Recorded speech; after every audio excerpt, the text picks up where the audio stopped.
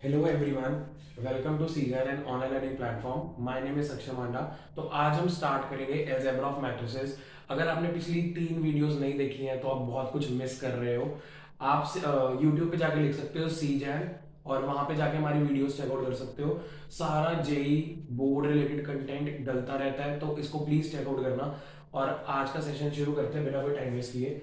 तो आज हम स्टार्ट करेंगे algebra of matrices. Algebra of matrices का मतलब आज हम देखेंगे मैट्रिसेस जब ऐड होते हैं तो कैसे होते हैं, मैट्रिसेस जब सब्ट्रैक्ट होते हैं तो कैसे करते हैं, और जब मैट्रिसेस मल्टीप्लाई होते हैं। आपकी नॉलेज के लिए एक बात बता दूं, हम कभी भी मैट्रिसेस को डिवाइड नहीं कर सकते, क्योंकि मैट्रिसेस अपने आप में एक अरेंजमेंट है और अरेंजमेंट को डिवाइड करके हमें कोई फिजिकल सिग्निफिकेंस नहीं मिलती है। हम मैट्रिसेस को डिवाइड नहीं कर सकते। तो अगर कभी भी आपको मैट्रिसेस डिवाइड होते हुए दिख रहे हैं तो उसका कोई फिजिकल सिग्निफिकेंस नहीं होगा। तो जो चीज हमें रिलेटेबल लगती है हम उसी के बारे में बात करते हैं। हम सबसे पहले स्टार्ट करते हैं। आज का हमारा जो टॉपिक है वो है अलजेब्रा ऑफ मैट्रिसेस।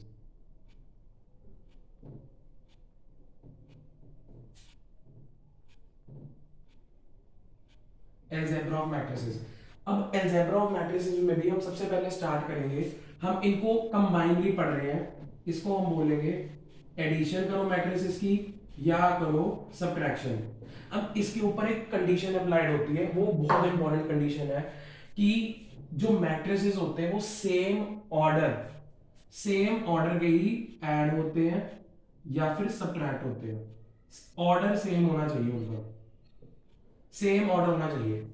मैट्रिसेस का ऑर्डर सेम होना चाहिए। एग्जांपल, जैसे मैंने एक मैट्रिक्स, इसका ऑर्डर आप मुझे बताओगे 1 2 3 7 0 4।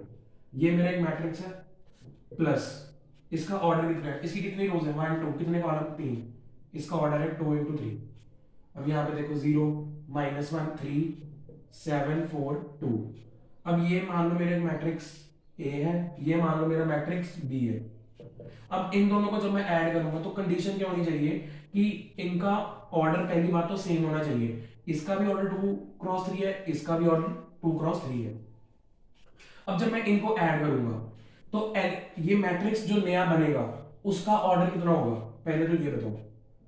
उसका भी ऑर्डर 2 क्रॉस 3 होगा। अब इसका ऑर्डर अगर 2 क्रॉस 3 है तो इसमें भी 6 एलिमेंट्स ही होंगे, 2 रोज होंगी, 3 कॉलम्स होंगे।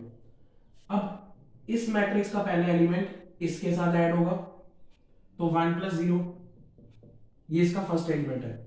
इस मैट्रिक्स का दूसरा एलिमेंट कैसा होगा 2 + -1, 2 + -1। ये आपको हर क्वेश्चन में ऐसे नहीं करना है, आप ये फर्स्ट बार कर रहे हो तो इसलिए बिल्कुल स्टेप बाय स्टेप बता रहा हूं। थर्ड एलिमेंट कैसा आएगा 3 + 3। बहुत सिंपल है, मैट्रिक्स की एडिशन और सब्ट्रैक्शन बहुत सिंपल है। इसका फोर्थ एलिमेंट कैसा आएगा 7 + 7। नेक्स्ट 0 + 4, 4 + 2। बस ये एक ही एग्जांपल बिल्कुल बेसिक तरीके से करा दी थी, उसके बाद आप ओरली भी कर सकते हो कि इसको ऐड किया डायरेक्टली लिख दो। तो आपका जो फाइनल मैट्रिक्स बनेगा, इनका मतलब दो मैट्रिक्स को ऐड करने के बाद ये मैट्रिक्स बनेगा। अच्छा, जब हम दो नंबर्स को ऐड करते हैं या सब्ट्रैक्ट करते हैं तो हमारे पास एक नंबर आता है। जब हम दो नंबर्स को ऐड करते हैं सब्ट्रैक्ट करते हैं एक नंबर आता है, 7 + 7 14 एक नंबर है। तो जब हम दो मैट्रिसेस को ऐड या सब्ट्रैक्ट करेंगे तो हमारे पास एक मैट्रिक्स ही आएगा। जब दो मैट्रिसेस को ऐड करेंगे तो एक मैट्रिक्स ही आएगा। दो अरेंजमेंट्स को जब हम ऐड करेंगे, सब्ट्रैक्ट करेंगे, मल्टीप्लाई करेंगे, हमारे पास एक अरेंजमेंट ही आएगी एज अ होल।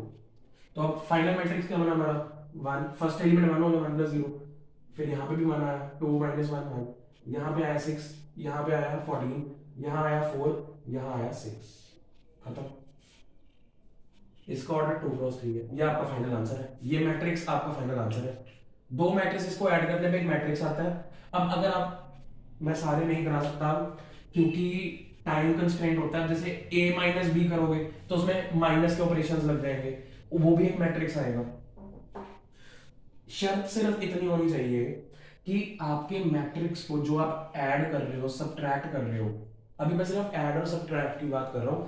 जो मल्टीप्लिकेशन ऑफ मैट्रिसेस होती है उसमें कुछ और ऑपरेशंस लगते हैं।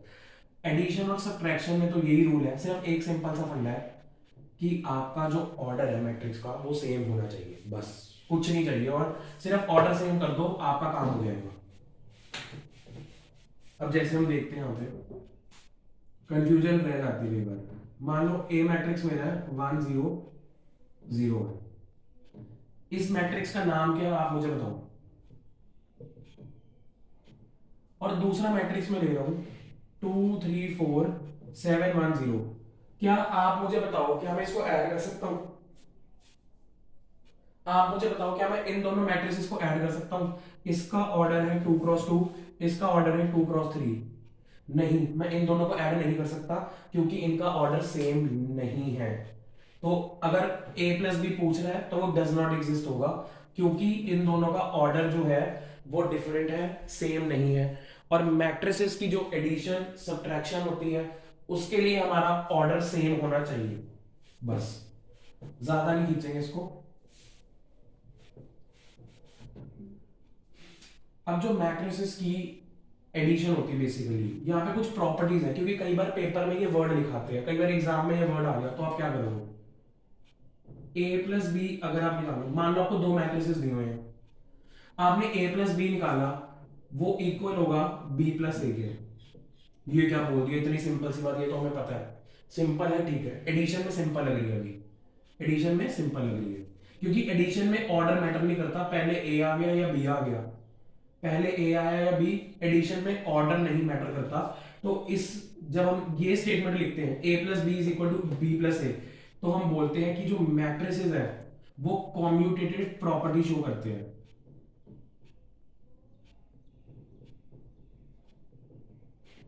कॉम्यूटेटिव प्रॉपर्टी शो करते हैं। सेकेंड प्रॉपर्टी, मान लो आपके पास तीन मैट्रिसेस हैं ए प्लस बी प्लस सी, आपने पहले बी प्लस सी को ऐड किया, फिर आपने ए को ऐड किया, उससे जो आंसर आया वो सेम होगा, पहले ए प्लस बी को ऐड कर लो, बाद में सी को ऐड कर लेना। इस प्रॉपर्टी को हम बोलते हैं एसोसिएटिव प्रॉपर्टी। इस प्रॉपर्टी को हम बोलते हैं एसोसिएटिव प्रॉपर्टी। आप विद एग्जांपल भी कर सकते हो। ये दो मैट्रिसेस पकड़ो 1 0 3 1, बी मैट्रिक्स लो 3 0 1 7।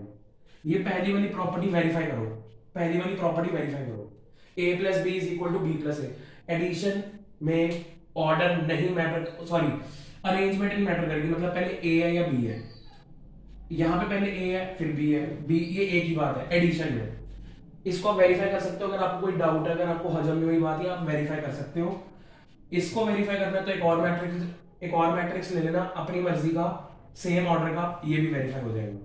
ये बहुत सिंपल है, इसलिए मैं इसमें ज्यादा टाइम नहीं लगा रहा, पर आपको एक वर्ड पता होने चाहिए। एग्जाम में भी बताया था ए एंड बी कॉम्यूट, तो उसका मतलब क्या होता है आपको पता होना चाहिए। अब एक प्रॉपर्टी छोटी सी ट्रेस पे लेके, ट्रेस मैट्रिक्स जो हमने डिस्कस किया था पिछली वीडियो में, अगर आपने नहीं देखी पिछली वीडियो तो आप देखो उसे जाके, वरना इस वीडियो को देखने का कोई यूज नहीं है। Trace of A plus B, A plus B basically मेरे पास क्या है, दो तरह के मैट्रिक्स है जिनका ऑर्डर सेम होगा तो ही तो ए प्लस बी होगा। अब ये प्रॉपर्टी कहती है ट्रेस की, trace of A plus B आप ले रहे हो तो आप उसको ऐसे लिख सकते हो, trace of A plus trace of B. बहुतों को हजम नहीं हुआ होगा इसलिए यहां पे एग्जांपल ले रहा हूं 1 0 3 1। एक ये मैट्रिक्स लिया मैंने, दूसरा मैट्रिक्स ले रहा हूं मैं 1 3 2 7। इन दोनों का ऑर्डर बता दो मुझे कितना है, 2 क्रॉस 2 2 क्रॉस 2। अब इस प्रॉपर्टी को ना वेरीफाई करते हैं। वो कह रहे हैं ट्रेस लो ए प्लस बी, ट्रेस का मतलब क्या होता है, sum of diagonal elements, sum of diagonal elements. तो पहले ए प्लस बी निकाल लेते हैं, ये बेसिकली हम इसको प्रूव कर रहे हैं, अगली वाली मैं प्रूव नहीं कराऊंगा। ए प्लस बी करो, इसका फर्स्ट एलिमेंट प्लस इसका फर्स्ट एलिमेंट, तो यहां पे आ गया 2, यहां पे आ गया 3, 3 प्लस 0 3 होता है, 2 प्लस 3 5, 1 प्लस 7 8। तो a प्लस बी जब आप कर रहे हो तो आपके पास ये मैट्रिक्स आ रहा है। अब इसका ट्रेस लो जरा, इसका ट्रेस कितना आया, डायगोनल एलिमेंट्स को प्लस कर दो, 2 प्लस 8 10 आ गया आंसर। अब हमारा LHS प्रूफ, LHS हमने निकाल लिया 10 आया, अब RHS निकालते हैं। RHS कैसे निकालोगे, इसका ट्रेस अलग से निकालो, trace of A plus trace of B. अब देखो कितना आया, ट्रेस ऑफ ए निकालो कितना आया, 1 + 1। डायगोनल एलिमेंट यही है ना, डायगोनल एलिमेंट यही है, डायगोनल एलिमेंट यही है। अगर आपको कंफ्यूजन हो रही है कि डायगोनल एलिमेंट्स ये क्यों नहीं ले रहे हम, तो आपको पिछली वीडियो जाके जरूर देखनी चाहिए दोबारा से। Trace of A plus trace of B क्या होगा, इसमें ट्रेस क्या होगा, 1 + 1, इसका ट्रेस आया 2, बी का ट्रेस कितना आया, 7 + 1 8, तो आ गया LHS = RHS, हेंस प्रूव, ये प्रॉपर्टी प्रूव कर दी हमने। अब इसकी दूसरी प्रॉपर्टी क्या है, वो प्रूव करने की जरूरत नहीं है। Trace of A minus trace of B same है, इसकी जैसे बिल्कुल सेम है, कुछ नहीं करना हमने इसमें। Trace of A minus trace of B, बस इसको आप नोट कर सकते हो। इसका हमें प्रूफ करने की जरूरत नहीं है, इसको डायरेक्टली लर्न कर सकते हो, इसलिए मैंने पहली प्रॉपर्टी का प्रूफ करा दिया ताकि आपके माइंड में कंफ्यूजन ना रहे बिल्कुल भी। ओके, सो अब हम चलते हैं, ये एक बहुत इंपॉर्टेंट कॉन्सेप्ट है, multiplication of matrix bye a scalar. ये बड़ी जगह यूज होता है। जैसे मान लो मेरे पास एक मैट्रिक्स है, ए मैट्रिक्स मैंने लिया 1 0 3 2 1 5 7 4 2, 3 × 3 का स्क्वायर मैट्रिक्स है मेरे पास, बहुत अच्छा। अब ये क्या कह रहे हैं, अगर मैं किसी मैट्रिक्स को किसी स्केलर से मल्टीप्लाई कर दूं, स्केलर का मतलब होता है कोई भी नंबर, कोई भी नंबर। अब वो मान लो मेरे को बोल रहा है, वो बोल रहा है 5a की वैल्यू निकालो। अब मेरे पास 5a की वैल्यू निकालो।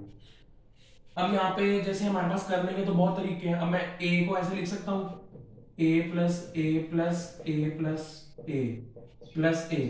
आप ऐसे करके निकाल लो, मुझे क्या लेना देना। शर्त ये होनी चाहिए आपके पास पेपर में 23 घंटे होने चाहिए करने के लिए ये चीजें, पर 23 घंटे तो होते नहीं हमारे पास पेपर में। अब मैं ए को बैठ के 5 बार प्लस करता रहूं, आंसर मेरे पास आ जाएगा। पर हमारे पास दूसरा तरीका क्या है, अगर हम किसी मैट्रिक्स को स्केलर नंबर से मल्टीप्लाई करते हैं, स्केलर नंबर से मल्टीप्लाई करते हैं, तो वो एक हर एक एलिमेंट के साथ जाके मल्टीप्लाई हो जाएगा। अगर मेरा ए ये है, तो मेरा 5a क्या होगा, मेरा 5a होगा, 5 हर एक एलिमेंट के साथ जाके मल्टीप्लाई हो जाएगा। 1 × 5 0 × 5 3 × 5 2 × 5 10। अब मैं डायरेक्टली लिख रहा हूँ 5 25 35 20 10। अगर कहीं गलती होगी माफ कर देना। 5a की वैल्यू ये आ गई आपके पास। सिंपल सा कॉन्सेप्ट, अगर मेरे पास एक मैट्रिक्स है, अगर मैं उसको किसी स्केलर से मल्टीप्लाई करता हूँ, स्केलर से मल्टीप्लाई करता हूँ या डिवाइड भी करता हूँ, तो वो हर एक एलिमेंट के साथ सेम ऑपरेशन फॉलो करेगा। अब इसको कंफ्यूज मत करना कि मैट्रिसेस तो डिवाइड नहीं होते, मैट्रिसेस डिवाइड नहीं हो सकते, पर हम उसके बाहर के स्केलर की बात कर रहे हैं। यहाँ पे 5 था मान लो, तो वो हर एक एलिमेंट के साथ जाके मल्टीप्लाई हो गया 5 हर एक एलिमेंट के साथ। अब अगर मान लो यहाँ पे होता 1/5, तो 1/5 बेसिकली इसके साथ मल्टीप्लाई हो रहा है या 5 डिवाइड हो रहा है ऐसे, तो अब जैसे भी समझ लो, तो ये 1/5 हर एलिमेंट के साथ जाके लग जाता, मल्टीप्लाई हो जाता। समझो इस बात को, मैं स्केलर की डिवाइड होने की बात कर रहा हूं, मैट्रिसेस के नहीं। तो ये एक इंपॉर्टेंट कॉन्सेप्ट है, क्योंकि अब 1 मार्क वाले क्वेश्चंस भी आते हैं काफी, तो उसमें कॉन्सेप्ट ये मिक्स हो गए, कहीं कोई वेरिएबल की वैल्यू फाइंड करते हैं, हम करेंगे क्वेश्चंस अभी। पर आपको एक कॉन्सेप्ट समझ आना चाहिए कि multiplication of scalar with matrix ये देता है।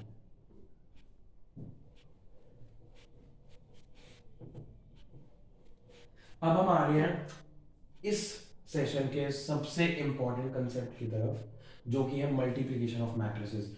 ये one of the most important concept है इस चैप्टर का, हद से ज्यादा। अब देखते हैं करते कैसे। मैट्रिसेस की हमने एडिशन देखी, सब्ट्रैक्शन देखी, अब बारी है मैट्रिसेस जब मल्टीप्लाई होते हैं तो कैसे होते हैं। मैट्रिसेस को जब हम मल्टीप्लाई करेंगे तो हमें क्या क्या चीजें दिमाग में रखनी है। कभी भी दो मैट्रिसेस जब मल्टीप्लाई होंगे, हर मैट्रिक्स के पास अपना एक ऑर्डर होता है, ऑर्डर होता है। जैसे मान लो इसका ऑर्डर मैं ले रहा हूं m × n, डन है। अब मैंने एक दूसरा मैट्रिक्स लिया, इसको बड़ा था, मान लो मेरे पास एक मैट्रिक्स है, ए मैट्रिक्स, इसका ऑर्डर है m क्रॉस n। और दूसरा मेरे पास मैट्रिक्स है बी मैट्रिक्स, इसका ऑर्डर है मेरे पास p क्रॉस q। बहुत सिंपल है। अब ये दो मैट्रिसेस आपस में मल्टीप्लाई कैसे होंगे? अच्छा, अब ऑर्डर सेम वाली कहानी यहां पे नहीं चलती कि हमने एडिशन में देखा था, सब्ट्रैक्शन में देखा था कि मैट्रिसेस का ऑर्डर सेम है तो हम उन्हें ऐड सब्ट्रैक्ट कर सकते हैं, पर मल्टीप्लाई में ऐसा नहीं होता। मल्टीप्लाई में ऐसा नहीं होता। मल्टीप्लाई में हम क्या करेंगे, आपके पास एक मैट्रिक्स है ये, एक मैट्रिक्स है ये मल्टीप्लाई तभी होंगे जब पहले मैट्रिक्स की नंबर ऑफ कॉलम इक्वल होंगे दूसरे मैट्रिक्स के नंबर ऑफ रोज के। जैसे एक मैट्रिक्स है मान लो 2 क्रॉस 3 और दूसरा मैट्रिक्स है 3 क्रॉस 2। अब ये मल्टीप्लाई इसलिए हो पाएंगे क्योंकि इसके नंबर ऑफ कॉलम्स इसकी नंबर ऑफ रोज के इक्वल है। आपको ये कॉन्सेप्ट दिमाग में रखना है, एम और एन पी को मत सोचना। इसके नंबर ऑफ कॉलम्स, देखो जो ऑर्डर होता है मैट्रिक्स का होता है रो इनटू कॉलम, रो इनटू कॉलम। तो पहले मैट्रिक्स के कॉलम इक्वल होने चाहिए दूसरे मैट्रिक्स के रोज के। अब आपको थोड़ी हजम होने में दिक्कत हो रही होगी, ये स्टार्टिंग में होगा, पर जब जैसे जैसे आप प्रैक्टिस करते रहोगे ये चीज क्लियर हो जाएगी आपके लिए, बिल्कुल क्लियर हो जाएगी कि दो मैट्रिसेस आपस में मल्टीप्लाई कब हो सकते हैं, जब n is equal to p होगा, जैसे यहां पे होगा जब पहले मैट्रिक्स के नंबर ऑफ कॉलम इक्वल होंगे दूसरे मैट्रिक्स के नंबर ऑफ रोज के। अब ये तो होगी कंडीशन की मल्टीप्लाई कब होंगे, ये हमारे पास कंडीशन बनेगी तब जाके मुहूर्त निकलेगा, उसके बाद मल्टीप्लाई होगा। अभी हमने देखा नहीं कि मैट्रिसेस मल्टीप्लाई कैसे होते हैं, अभी हमने सिर्फ कंडीशन देखी है कि पहले ये फिर वो, फर्स्ट ये पहले ये कंडीशन होगी उसके बाद ये मल्टीप्लाई कर सकते हैं। अगर मान लो ये एक मैट्रिक्स है मेरे पास, ए मैट्रिक्स है 2 क्रॉस 3, बी मैट्रिक्स का ऑर्डर 2 क्रॉस 2। अब मैं इनको मल्टीप्लाई नहीं कर सकता, ये मल्टीप्लाई होने लायक ही नहीं है क्योंकि यहां पर 3 और 2 है, ये सेम नहीं है। ये कॉन्सेप्ट है यहां पे, सिंपल, बहुत सिंपल। अब हम देखते हैं कि मैट्रिसेस की मल्टीप्लिकेशन होती कैसे है, मैकेनिज्म कैसे है। मान लेते हैं विद एग्जांपल समझेंगे, हमें ज्यादा थ्योरी में नहीं पढ़ना। 1 2 3 एंड 4, ये ए मैट्रिक्स है हमारे पास और ये हमारे पास एक बी मैट्रिक्स है 2 3, इसका ऑर्डर है मेरे पास 2 क्रॉस 2 और इसका ऑर्डर मैं ले रहा हूं 4 1 0 7, इसका ऑर्डर कितना है 2 क्रॉस 3। अच्छा, अब यहां पे मैं आपको एक चीज समझाने वाला हूं, ए मैट्रिक्स का ऑर्डर ये है, बी मैट्रिक्स का ऑर्डर ये है। अब ये हमारी कंडीशन सेटिस्फाई कर रहे हैं कि ये मल्टीप्लाई हो सकते हैं।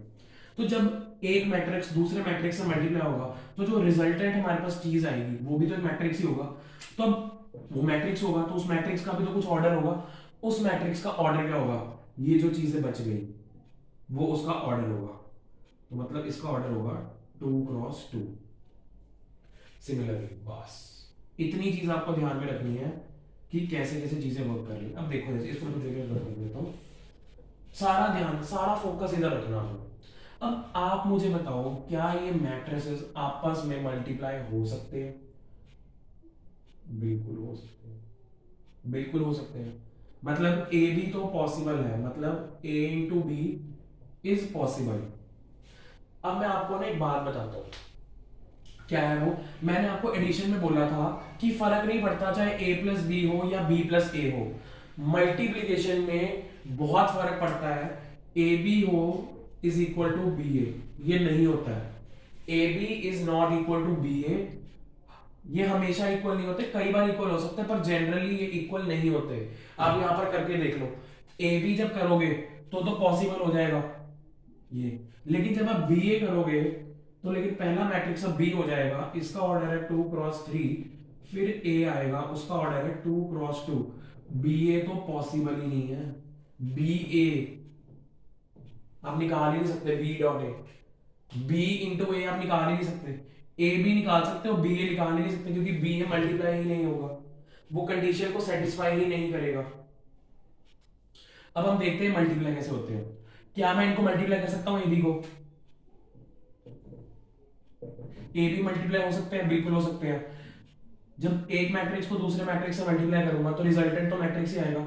रिजल्टेंट जो मैट्रिक्स आएगा उसका ऑर्डर क्या होगा, 2x3। तो पहले 2x3 का डब्बा बना लो। 2x3 में मुझे पता है 2 रोज होने वाली है, 3 कॉलम होंगे, सिंपल। अब यहाँ पे पहला एलिमेंट होगा A11, A11 होगा। अब A11 को मैं कैसे निकालूं, अब यहां से समझना, बहुत सिंपल है, कुछ भी नहीं है। A11 first row first column, first row first column. अब ये क्या कह रहा है, पहले मैट्रिक्स का रो 1 पकड़ो, सेकंड मैट्रिक्स की कॉलम 1 पकड़ो। A11 पहले मैट्रिक्स का फर्स्ट रो पकड़ो, दूसरे मैट्रिक्स का पहला कॉलम पकड़ो और इनको आपस में सॉल्व करो। कैसे, 1 इंटू 2, पहला पहला एलिमेंट इंटू पहला एलिमेंट, 1 इंटू 2 प्लस डालो बीच में, 1 इंटू 2 प्लस दूसरा एलिमेंट इंटू दूसरा एलिमेंट। ये अभी आपको थोड़ा ये स्लो लगेगा पर बाद में थोड़ी प्रैक्टिस के बाद आप ये स्टेप्स ओरल करोगे। पहला रो पकड़ो, पहला कॉलम पकड़ो पहले एलिमेंट के लिए, फर्स्ट एलिमेंट को फर्स्ट एलिमेंट से मल्टीप्लाई करो प्लस सेकंड एलिमेंट को सेकंड एलिमेंट से मल्टीप्लाई करो, खत्म। अभी हमारा फर्स्ट एलिमेंट आ चुका है ये। अब सेकंड एलिमेंट की पोजीशन क्या होती है, A12। A12 को मैं कैसे निकालूं, पहले मैट्रिक्स का रो 1 पकड़ो, सेकंड मैट्रिक्स का कॉलम 2 पकड़ो। रो 1 पकड़ी, कॉलम 2 पकड़ा हो, रो 1 ही है कॉलम 2 है। First element into first element plus second element into second element, first element into first element plus second element into second element, 0। अब A13 आएगा, A13 क्या बोलेगा, पहले मैट्रिक्स का रो 1 पकड़ो, थर्ड सेकंड मैट्रिक्स का कॉलम 3 पकड़ो, column 3 first element into first element, 4 into 1 4 plus 7 2 14, ये आपकी फर्स्ट रो बन गई मैट्रिक्स की। अभी ये बहुत स्लो लगेगा आपको, आपने भी स्लो ही करना है। आपने अभी वो स्मार्ट बन के बिल्कुल ओरल कैलकुलेशंस नहीं कर देनी है। अभी आपसे गलती होगी, 100% होगी, स्लो स्लो करो। अब A21 होगा यहाँ पे, A21 का मतलब पहले मैट्रिक्स का सेकेंड रो पकड़ो और दूसरे मैट्रिक्स का कॉलम 1 पकड़ो। देखो A21 पहले मैट्रिक्स का रो 2, दूसरे मैट्रिक्स का column 1, first element into first element plus second element into second element, first element into first element plus 0, 3 4 12 plus 28, 3 4 12 plus 7 4 28, तो 40 आ गया। 28 प्लस 12 40 होता है। तो ये आपका आंसर है ए बी का। ए बी मैट्रिक्स आगे इसको बिल्कुल नंबर्स में लिख दो सॉल्व करके एंड तक। 2 + 2 4 3 18 10 9 40।